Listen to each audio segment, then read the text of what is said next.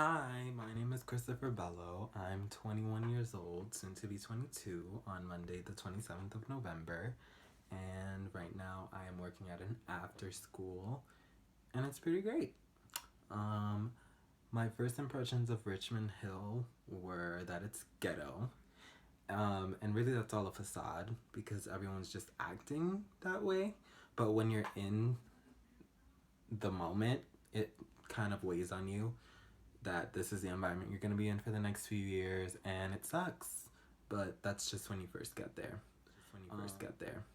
Um, the key moments or turning points at Richmond Hill, really it was for me when I was in ninth grade and I had a panic attack, and then that turned into a depression that lasted from the end of ninth grade until right before 11th grade began. And it was pretty intense, but the interesting thing is that really that didn't have anything to do with the school or the staff. It was something that happened, and I just so happened to be in Richmond Hill at the time. But I think a lot should be said for the fact that the school didn't make it worse, because it could have, being that that was my environment.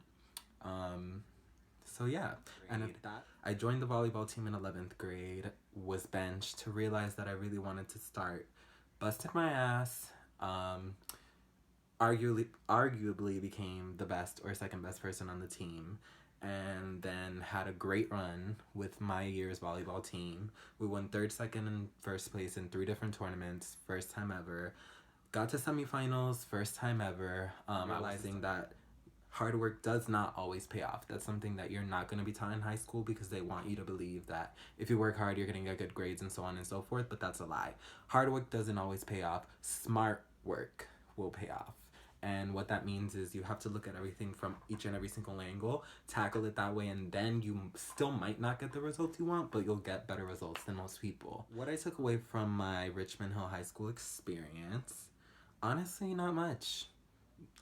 If I took anything away, it was the fact that, and that's not to say that the school is bad or anything like that, the staff is actually incredible, and you guys probably don't know about that because you're too caught up in how many likes you're getting on Instagram, which is fine. That's the generation we're in, whatever.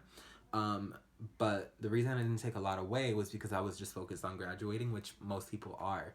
And then once I left, I realized a couple things like, wow, I would have gotten involved when I was in ninth grade with student government, so on and so forth. My experience would have been a 180. I would have probably never wanted to leave high school because when you get involved with the school, you become an integral part of the system there and the community. Yes, there is actually a community, and it's not just on Instagram or Facebook. And it changes you, and it changes what happens to you in a great way. My lasting impression of Richmond Hill High School is that it was a phase in my life that is now over.